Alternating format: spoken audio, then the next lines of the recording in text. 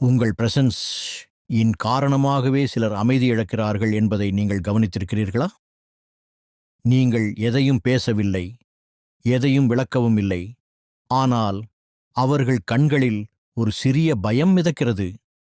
சிரிக்கிறார்கள், ஆனால் அந்த சிரிப்பில் இனிப்பு இல்லை. பாராட்டுகிறார்கள், ஆனால் வார்த்தைகளின் இடையில் முணுமுணுப்பு மறைந்திருக்கிறது. அவர்கள் ஒலியால் இல்லை, மனதால் பதட்டமடைகிறார்கள். உங்களால் அல்ல, நீங்கள் என்ன ஆகிடப் போகிறீர்கள் என்பதால்தான். ஏனெனில் உங்கள் அமைதியே அவர்களுக்கு ஒரு அச்சுறுத்தல். நீங்கள் பேசாமலே நீங்கள் சொல்லியிருப்பது அதிகம். நீங்கள் யாரையும் காயப்படுத்தவில்லை, ஆனால் உங்கள் வளர்ச்சி சிலரின் அகங்காரத்துக்கு காயமானது. ஆச்சாரியா சாணக்கியர் சொல்கிறார், பொறாமையை விட பெரிய விஷம் எதுவுமில்லை. அதைக் கண்டுபிடிக்கிறதே மிகவும் கஷ்டம். ஏனெனில் பொறாமை கோபமாக வராது, அது புன்னகையோடு வரும். உங்களை வெறுப்பவர் தூரத்தில் இருப்பார், ஆனால் பொறாமை கொள்ளும் ஒருவர் நெருக்கமாக இருப்பார். உங்கள் வெற்றியைச் சுற்றி வட்டமிட்டு உங்கள் பிரகாசத்தில் தனது இருளை மறைக்க முயல்வார். அப்பொழுது நீங்கள் நினைக்கிறீர்கள், நான் அதிகமாக பேசிவிட்டேனா, ஏதாவது தவறு செய்தேனா? ஆனால் அது உங்கள் தவறு இல்லை. உங்கள் ஒளி அவர்களின் இருளை நினைவூட்டுகிறது. அதிலிருந்து தப்பிக்க முடியாததால் அவர்கள் உங்களை பார்த்து குறை கூறுகிறார்கள். அங்குதான் உண்மையான அடையாளம் தெரிகிறது. உங்கள் வளர்ச்சிக்கு யார் கொண்டாடுகிறார்கள்? உங்கள் விழுதலை காத்திருக்கிறவர்கள் யார்? சாணக்கியர் கூறுகிறார், மற்றவர்களின் வளர்ச்சியை பார்த்து கஷ்டப்படுபவன் தன் வீழ்ச்சிக்கான விதைகளை தானே விதைக்கிறான். ஆனால் பிரச்சனை எது தெரியுமா? யார் எரிகிறார்கள் என்பதை நீங்கள் அடையாளம் காணும் வரை அதே மண்ணில் நீங்கள் நம்பிக்கையின் பூக்களை நடவு செய்து கொண்டே இருப்பீர்கள். நீங்கள் உண்மையாக நம்புகிறீர்கள் அவர்கள் உங்களுக்காக மகிழ்கிறார்கள் என்று. ஆனால் உள்ளுக்குள் அவர்கள் எண்ணுவது வேறு, உங்கள் முன்னேற்றத்தைத் தடுக்கும் வழியை. அதனால் சாணக்கியர் ஒரு எச்சரிக்கை விடுத்தார். நீங்கள் யாருக்கு ஒளி கொடுக்கிறீர்கள் என்பதை கவனியுங்கள். சிலர் அந்த ஒளியில் வளரமாட்டார்கள், அதை அணைக்க முயல்வார்கள். ஆழமான விஷயம் என்ன தெரியுமா? உங்களுடன் எரிவோரும் உங்கள் அமைதியில் கூட சங்கடப்படுவார். நீங்கள் பேசினாலும் பேசாவிட்டாலும் அவர்களின் கண்கள் எப்போதும் உங்களை தேடும். நீங்கள் ஏதாவது சாதித்தால் அவருக்கு மகிழ்ச்சி இல்லை. நீங்கள் சிக்கலில் இருந்தால் அவரது முகத்தில் ஒரு மறைந்த நிம்மதி தோன்றும். அவர் உங்களை பார்த்து புன்னகைப்பார், ஆனால் அந்த புன்னகை முழுவதும் இல்லை. அவரது வார்த்தைகளில் ஒரு லேசான சாயல் மறைந்திருக்கும். ஏய், நீ இப்ப நல்லா இருக்கியா? நல்லது என்ற சொல்லில் கூட ஒரு குளிர்ந்த முணுமுணுப்பு இருக்கும். அதை நீங்கள் உணர்வீர்கள். ஆனால் அவர் மறைப்பார். அங்கேயே உண்மை தெரிகிறது, எவருடைய மனம் உங்களுக்காக எரிகிறது என்பதை. எரியும் ஒருவர் எப்போதும் ஒரே விஷயம் செய்ய முயல்வார், உங்களை பலவீனமாக காட்டுவது. நீங்கள் எவ்வளவு நல்ல குணம் கொண்டவராயிருந்தாலும் அதை குறைத்து மதிப்பிட ஒரு வழியை அவர் கண்டுபிடிப்பார். நீங்கள் சாதித்தால் அவர் சொல்வார், ஏ, அதிர்ஷ்டம்தான், உன்னால் ஒன்றும் ஆகவில்லை. நீங்கள் போராடினால் அவர் உடனே சேர்த்து விடுவார், இது உன்னை பற்றியது மட்டுமில்லை, வெளிப்புற சூழ்நிலை. அவரின் நோக்கம் என்ன தெரியுமா? உங்கள் மதிப்பை சந்தேகிக்கச் செய்வது. சாணக்கியர் எச்சரிக்கிறார், எதிரி நேருக்கு நேர் இருந்தால் அடையாளம் காணலாம், ஆனால் புன்னகையில் விஷம் மறைத்து வருபவர்தான் மிக ஆபத்தானவர்.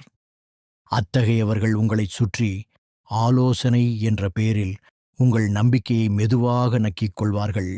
அவர்களின் வார்த்தைகள் வெளிப்படையாக நல்லது போல் இருக்கும், ஆனால் உள்ளுக்குள் உங்கள் மனத்தையே கிழிக்கும். நீங்கள் எடுக்கும் ஒவ்வொரு முடிவிலும் சந்தேகம் விதைக்கப்படும். உங்கள் விமானம் பறக்க வேண்டிய நேரத்தில் அவர்களின் சொற்கள் உங்களை மீண்டும் தரையில் தள்ளிவிடும். இதுவே சாணக்கியரின் போதனை. உங்களை உயர்த்துபவரை கேளுங்கள், ஆனால் புன்னகையோடு குறைக்க முயல்வோரிடம் கவனமாகிருங்கள். உங்களுடன் எரியும் ஒருவரை நீங்கள் இல்லாதபோதுதான் அதிகமாக கேட்க முடியும். நீங்கள் இல்லாதபோது அவரது வாய் அதிகமாக வேலை செய்கிறது. அவர் உங்களைப் பற்றி பேசுகிறார். உங்கள் ஒவ்வொரு அடியையும் எடை போட்டு மற்றவர்களின் முன்னிலையில் உங்கள் உருவத்தை சிறிது குறைக்க முயல்வார். அவரின் மொழி மிகவும் சாமர்த்தியமானது. ஆம், அவர் நன்றாக இருக்கிறார். ஆனால் அந்த ஆனால் என்பதில்தான் விஷம் இருக்கும். சாணக்கியர் எச்சரிக்கிறார். முன்னால் இனிப்பாகவும் பின்னால் கடினமாகவும் பேசுபவர்களிடம் கவனம் செலுத்துங்கள். அவர்கள்தான் மிகவும் ஆபத்தானவர்கள். அவர்கள் முகங்களை மாற்றிக்கொண்டு நண்பனாகவும் ஆலோசகராகவும் சில சமயம் ஆதரவாளராகவும் இருந்து சமூகத்தில் நகர்வார்கள். மிகவும் கடினமான பகுதி என்ன தெரியுமா? நீங்கள் அவர்களின் முகத்தை அடையாளம் காணும் நேரத்தில் அவர்கள் ஏற்கனவே உங்கள் இதயத்துக்குள் நுழைந்திருக்கிறார்கள். எரிவோர் நீங்கள் செய்யும் அனைத்து விஷயங்களிலும் ஒரு தவறை தேடுவார். அவர் உங்கள் கடின உழைப்பை காணமாட்டார். நீங்கள் அடைந்த முன்னேற்றத்தையும் காணமாட்டார். அவர் காண்பது ஒரே ஒன்று, அந்தச் சிறிய குறைபாடு. நீங்கள் 100 விஷயங்களை சரியாகச் செய்தாலும் அவரது கண்கள் நேராக அந்த ஒரு தவறின் மேல் விழும். ஏன் தெரியுமா? அவருடைய நோக்கம் உங்களை மேம்படுத்துவது அல்ல. அவருடைய நோக்கம் உங்களை உடைப்பதே. சாணக்கியர் கூறுகிறார், பொறாமை கொண்டவர் மற்றவர்களின் குணங்களில் கூட குறைகளைத் தேடுவார். அவ்வாறானவர்கள் உங்களைச் சுற்றி மெதுவாக ஒரு விமர்சனச் சுவரை உருவாக்குவார்கள். அந்தச் சுவர் வெளியில் தெரியாது, ஆனால் உங்களுக்குள் வேலை செய்வது. நீங்களே உங்களை சந்தேகிக்கத் தொடங்கும்போது அவர்கள் வெற்றி பெற்றுவிடுகிறார்கள். ஏனெனில் நம்பிக்கையை இழப்பது யாரையும் உடைக்கிற மிக வேகமான வழி. இப்போது ஒரு சுவாரஸ்யமான விஷயம். எல்லோரும் உங்கள் வெற்றியை கொண்டாடும்போது அவர்கள் மறைந்து விடுவார்கள், அல்லது மிகவும் முறைப்படி ஒரு கான்ரட்ஸ் எழுதிவிட்டு விலகிவிடுவார்கள். அவரது கண்களில் பிரகாசம் இல்லை, அவரது குரலில் உற்சாகம் இல்லை. உள்ளுக்குள் ஒரு கேள்வி மட்டும். அவர் முன்னேறுகிறார், நான் ஏன் இல்லை? சாணக்கியர் கூறுகிறார், மற்றவர்களின் முன்னேற்றத்தை தாங்க முடியாதவரின் நகம் பொறாமை. அந்த நகம் வெளியில் தெரியாது, ஆனால் மெதுவாக அவரது மனதை கனமாக மாற்றிவிடும். முக்கியமாக அத்தகையவர்கள் எப்போதும் உங்களைச் சுற்றியே இருப்பார்கள். அவர்கள் எதிர்மறை ஆற்றலே பரப்புவார்கள். நீங்கள் எதைச் செய்தாலும் அதில் அவர் ஒரு கருத்தை புகுத்துவார். நீங்கள் கேட்கவில்லை என்றாலும் அவர் பேசுவார். நீங்கள் ஏதாவது அணிந்தால், ஏய், உன்னிடம் இந்த சூட் இல்ல, அல்லது இது நல்லது ஆனா என்று சொல்லிவிடுவார். அவரின் நோக்கம் உதவுவது அல்ல, உங்கள் தன்னம்பிக்கையை எளிதாக குறைப்பது. நீங்கள் ஏதாவது முடிவு செய்தாலும் அவர் உடனே கருத்து சொல்வார், தெரியாது, அது சரி என்று நான் நினைக்கவில்லை. அவரது கருத்தின் நோக்கம் உதவுவது அல்ல, அவரின் நோக்கம் உங்கள் தன்னம்பிக்கையை மெதுவாக பலவீனப்படுத்துவது.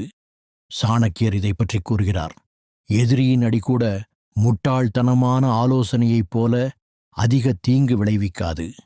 ஏனெனில் அடி வெளியில் தாக்கும், ஆனால் ஆலோசனை என்ற பெயரில் வரும் விஷம் உள்ளே தாக்கும். அத்தகையவர்கள் ஆலோசனை வடிவில் கிசுகிசுக்கிறார்கள், சந்தேகத்தை விதைக்கிறார்கள். இதனால் நீங்கள் உங்களைப் பற்றிய நம்பிக்கையை இழக்க ஆரம்பிப்பீர்கள். அவர்கள் உங்களை வெல்லவில்லை, நீங்கள் உங்களை தான் இழக்கிறீர்கள். உங்களுடன் எரியும் ஒருவர் உங்கள் போராட்டத்தை பின்பற்றுவார், ஆனால் உங்கள் முடிவில் எரிவார். நீங்கள் என்ன செய்கிறீர்களோ அதை அவர் செய்ய முயல்வார், அவர் தானும் அதே என்று காட்டுவதற்காக. ஆனால் நீங்கள் வெற்றி பெற்றுவிட்டால் அந்த நெருப்பு அவருக்குள் பற்றிக் கொள்கிறது. ஏன் தெரியுமா? ஏனெனில் அவர் உங்கள் கடின உழைப்பைக் காணவில்லை, உங்கள் தியாகங்களை பார்க்கவில்லை. உங்கள் தோல்விகளையும் உங்கள் இரவுகளையும் உங்கள் வேதனையையும் காணவில்லை. அவர் பார்த்தது ஒரே ஒன்று, உங்கள் முடிவு. அங்குதான் பொறாமையின் வேர் உள்ளது. அவர் உங்களைப் போல தோற்றமளிக்க விரும்புகிறார், ஆனால் உங்கள் பயணத்தை தாங்க விரும்பவில்லை. அவர் உங்கள் ஒளியை விரும்புகிறார், ஆனால் உங்கள் இருளை தாங்க முடியாது. அதுதான் மிக பெரிய முரண்பாடு. எரிவோர் உங்கள் வார்த்தைகளை முறுக்குவார். நீங்கள் ஒரு எளிய விஷயத்தைச் சொன்னாலும் அவர் அதிலிருந்து நீங்கள் ஒருபோதும் சொல்லாத ஒரு பொருளை எடுத்துக்கொள்வார். ஏன் தெரியுமா? ஏனெனில் அவரது மனம் ஏற்கனவே சிதைந்துவிட்டது. ஒரு ஊழல் மனம் உண்மையை கேட்காது. அது தன் பயத்தை மட்டுமே கேட்கும். ஆச்சாரியா சாணக்கியர் கூறுகிறார், யாருடைய இதயத்தில் பொறாமை இருக்கிறதோ அவர்களின் காதுகள் உண்மையை கேட்காது. அத்தகையவர்கள் உங்கள் வார்த்தைகளை மாற்றி அதை வளைத்து அதை மீறி மற்றவர்களிடையே பரப்புவார்கள். அவர்களின் நோக்கம் உங்கள் பிம்பத்தை களங்கப்படுத்துவது. ஏனெனில் உங்களை அவர்கள் வெல்ல முடியாது. அதனால் உங்கள் பெயரை தகர்க்க முயற்சிப்பார்கள். உங்கள் பாதையில் தொடருங்கள். உங்கள் மௌனம்தான் மிகப்பெரிய பதில். சாணக்கியர் சொல்வார், அமைதி என்பது தோல்வியின் அறிகுறி அல்ல, அறிவின் அறிகுறி. உங்கள் சுற்றத்தை மாற்றுங்கள். நீங்கள் தொடர்ந்து அதே முகங்களின் நடுவில் இருந்தால், நீங்கள் வளர ஆரம்பிக்கும்போது அந்த முகங்கள் அமைதியாகிவிடும். அது ஒரு சிக்னல். அப்போது உங்கள் திசையை மாற்ற வேண்டிய நேரம் வந்துவிட்டது. சாணக்கியர் தெளிவாக கூறுகிறார், சங்கதி மனிதனை உருவாக்குகிறது. நீங்கள் பொறாமை கொண்டவர்களின் நடுவில் வாழ்ந்தால் அதன் நிழல் உங்களுடைய ஆற்றலையும் மாசுபடுத்தும். ஏனென்றால் நீங்கள் ஒவ்வொரு நாளும் அதே எதிர்மறையை கேட்கும்போது உங்கள் மனமும் அதே திசையில் சிந்திக்கத் தொடங்கும். எனவே உங்கள் சூழலை விவேகத்தோடு தேர்வு செய்க. உங்கள் மகிழ்ச்சியில் உண்மையாக மகிழும் நபர்களை தேர்ந்தெடுங்கள். உங்கள் வெற்றியோடு அல்ல, உங்கள் ஆன்மாவோடு இணைந்தவர்களை. அமைதியை உங்கள் கவசமாக ஆக்குங்கள். எரிவோர் உங்கள் ஒவ்வொரு வார்த்தையையும் பொதியெடுத்து அதிலிருந்து ஆயுதம் உருவாக்க முயல்வார். அதனால் நீங்கள் ஜித்னா குறைவாக பேசுகிறீர்களோ அவருக்கு நீங்கள் எதிராக பயன்படுத்தக்கூடிய ஆயுதங்களும் அவ்வளவு குறைவாக இருக்கும். சாணக்கியர் கூறுகிறார், அமைதி ஒரு மனிதனை ஒருபோதும் தோற்கடிக்காது. ஏனெனில் அமைதியை விட பெரிய பதில் இல்லை. நீங்கள் அமைதியாக இருப்பீர்கள் என்றால் உங்கள் முன்னால் இருப்பவர் தனது சொந்த வார்த்தைகளின் வலையில்தான் சிக்கிவிடுவார். பொறாமையில் சிக்கிய நபருக்கு வெளியெதிரி தேவையில்லை. அவரது சொந்த மனமே அவருக்கு தண்டனை. இப்போது மற்றொரு வழி. உங்கள் கர்மா உங்கள் அடையாளமாகட்டும். பொறாமை கொண்டவர் வார்த்தைகளால் வெல்ல விரும்புவார். ஆனால் ஞானி ஒருவர் செயல்களால் வெல்ல விரும்புவார். நீங்கள் உங்கள் செயல்களில் கவனம் செலுத்தும் பொழுது அவர்களின் வார்த்தைகளுக்கு எந்த மதிப்பும் இல்லை. சாணக்கியர் சொல்கிறார், செயலை விட பெரிய மதம் எதுவுமில்லை, முடிவை விட பெரிய பதில் எதுவுமில்லை. எனவே அவர்கள் பேசட்டும். நீங்கள் செய்க, நீங்கள் தொடருக. ஏனென்றால் ஒரு நாள் உங்கள் முடிவுகள் பேசும்போது உலகின் குரல் தானாகவே அமைதியாகிவிடும். பொறாமை கொண்ட நபருடன் நேர்மையாக இருங்கள். அவர் உங்களை ஆதரிக்க மாட்டார். உங்கள் மகிழ்ச்சியின் ஒரு பகுதியாகவும் இருக்க மாட்டார். அவரை நம்பினால் நீங்கள் மீண்டும் மீண்டும் உடைக்கப்படுவீர்கள். சாணக்கியர் ஒருமுறை கூறினார், நம்பிக்கை இல்லாத இடத்தில் நம்பிக்கை காட்டுவது முட்டாள்தனம். அதனால் அவர்களிடமிருந்து விலகியிருங்கள். ஆனால் அவர்களை உள்மனதில் மன்னித்து விடுங்கள். ஏனெனில் பொறாமையின் அடிப்படை விஷமோ வெறுப்போ அல்ல, பயம். அவர் என்னை விட முன்னேறி விடுவாரோ என்ற பயம். அந்த பயத்தை நீங்கள் புரிந்து கொள்ளும்போது கோபம் குறையும், இரக்கம் அதிகரிக்கும். அந்த நேரத்தில்தான் நீங்கள் அவர்கள் அளவிற்கு கீழே விழாமல் உங்கள் உயரத்தில் நிலைத்து நிற்பீர்கள். உங்களுக்குள் சமநிலையை பராமரியுங்கள். பொறாமையால் நிரம்பிய உலகில் உள்ளிருந்து நிலையாக இருப்பவரே உண்மையாக வலிமையானவர். சாணக்கியர் கூறுகிறார், தன்னை அறிந்த மனிதன் மற்றவர்களின் கண்களுக்கு பயப்பட மாட்டான். ஏனெனில் தன்னை அறிந்த ஒருவர் அருமையான ஒரு நிலையை அடைகிறார். அவர் உலகின் கண்ணாடியை வேண்டாம், அவருக்கு தனது கண்ணாடி போதும். அதனால் உள்ளுக்குள் பாருங்கள். உங்கள் குறைபாடுகளை அங்கீகரியுங்கள். அதே நேரத்தில் உங்கள் நன்மைகளையும் அங்கீகரியுங்கள். ஏனெனில் சாணக்கியர் சுட்டிக்காட்டுகிறார், தன்னில் திருப்தி அடைந்தவரை யாராலும் அசைக்க முடியாது. உலகம் ஒப்புக்கொள்ளலாமோ இல்லையோ, அவர் நிலைத்து நிற்பார். பொறுமையை பிடித்திருங்கள். பொறாமை கொண்டவன் இன்று சத்தமாக பேசுவான். ஆனால் நாளை தனது சொந்த எதிர்பார்ப்புகளாலேயே அவன் ஏமாற்றப்படுவான். ஏனெனில் அவரது ஆற்றல் எதிர்மறையானது. எதிர்மறை ஆற்றல் நீண்ட காலம் நிலைத்திருக்காது. சாணகியர் கூறுகிறார், சத்தியத்தின் பாதை கடினமானது, ஆனால் அது நிரந்தரமானது. ஆகையால் உங்கள் உண்மையை மட்டும் பின்பற்றுங்கள். உங்கள் பணியை மட்டும் செய்யுங்கள். உங்கள் பாதையை மட்டுமே தொடருங்கள். படிப்படியாக இன்று உங்களைச் சுற்றி சத்தம் செய்யும் அனைத்தும் ஒரு நாள் தானாகவே மௌனம் அடையும். உங்கள் வாழ்க்கையை ஒரு சாகசமாக மாற்றுங்கள். உங்களில் எரியும் விஷயங்களை உங்கள் வெற்றியால் மட்டுமல்ல, உங்கள் உள் உயரத்தால் தோற்கடிக்கவும். ஏனெனில் உங்கள் பொருள் ரீதியான வெற்றியை மற்றவர்கள் சந்தேகிக்கலாம். உங்கள் குணத்தின் உயரத்தை யாரும் சந்தேகிக்க முடியாது. ஒரு நாள் நீங்கள் உள்ளிருந்து அவ்வளவு பிரகாசமாகிவிட்டால் எந்த எதிர்மறை ஆற்றலும் உங்களைத் தொட முடியாது. அப்பொழுது உங்கள் எதிரிகள் கூட உங்களை மதிக்கத் தொடங்குவார்கள். அவர்கள் ஏற்றுக்கொள்ளாவிட்டாலும் அவர்கள் மறுக்க முடியாது. சாணக்கியர் கூறுகிறார், சூரியனைச் சேற்றால் வீசினால் வீசுபவர்கள் இருளில்தான் விழுகிறார்கள். ஆகையால் உங்கள் சூரியன் எரியட்டும். எரியும் விஷயம் தானாகவே எரிந்து போகும். ஆனால் உங்கள் ஒளியிலிருந்து விலகாதீர்கள். ஏனெனில் இந்த உலகில் மிகப்பெரிய பதில் வெற்றி அல்ல, நிலைத்தன்மை. அமைதியாக இருப்பவர் அந்திமத்தில் அனைத்தையும் வெல்வார். படிப்படியாக இவை அனைத்தையும் நீங்கள் புரிந்து கொள்ள ஆரம்பிப்பீர்கள். யார் எரிகிறார்கள், யார் உண்மை, யார் புன்னகையின் பின்னால் அமர்ந்திருக்கிறார்கள்.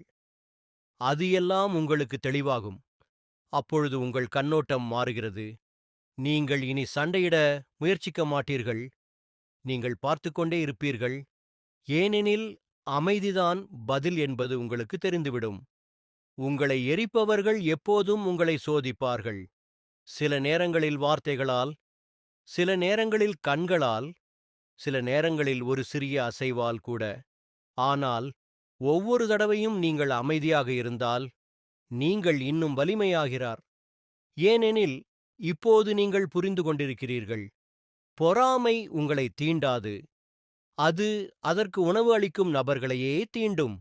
சாணகியர் கூறுகிறார், மற்றவர்களின் முன்னேற்றத்தில் மகிழ்ச்சி அடைபவனே முன்னேற்றப் பாதையில் செல்கிறான். அதனால் இப்பொழுது யாராவது உங்களை நோக்கி கோபமாக இருந்தால் அவர்களுக்கு திருப்பு கோபம் காட்ட வேண்டாம். கருணை காட்டுங்கள்.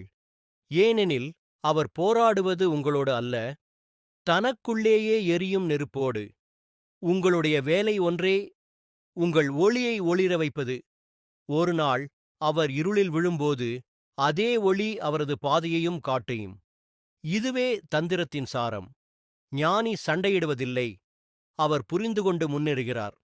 எனவே யாராவது உங்களுக்கு எதிராக பேசினாலும், உங்களை இழிவுபடுத்த முயன்றாலும், உங்கள் வெற்றி அவர்களுக்கு வலித்தாலும் புன்னகையிடுங்கள். ஏனெனில் அவர் நிரூபிக்கிறார், நீங்கள் செய்யக்கூடிய ஒன்றை அவரால் செய்ய முடியவில்லை. மற்றொரு சாணக்கியன் நினைவூட்டல்: தன்னை உண்மையாக அறிந்தவன் யாராலும் எரிக்கப்பட வேண்டியதில்லை. அதனால் நீங்கள் யார் என்பதை நீங்கள் உண்மையாக இருங்கள். அமைதியாக இருங்கள். அசைக்க முடியாதவராக இருங்கள். மீதமுள்ள அனைத்தையும் நேரமே கற்றுத்தரும். இந்த வீடியோ உங்களை சிறிதாவது சிந்திக்க வைத்திருந்தால், குறைந்தது ஒரு முகத்தின் பின்னால் இருக்கும் உண்மையை இப்போது அடையாளம் காண முடிகிறதே என்று நீங்கள் உணர்ந்தால், இந்த வீடியோவை உங்கள் இதயத்திற்கு நெருக்கமாக வைத்திருங்கள். ஏனென்றால் இது ஒரு அடையாளத்தைப் பற்றி மட்டுமல்ல, இது ஒரு சுயமரியாதை நினைவூட்டல்.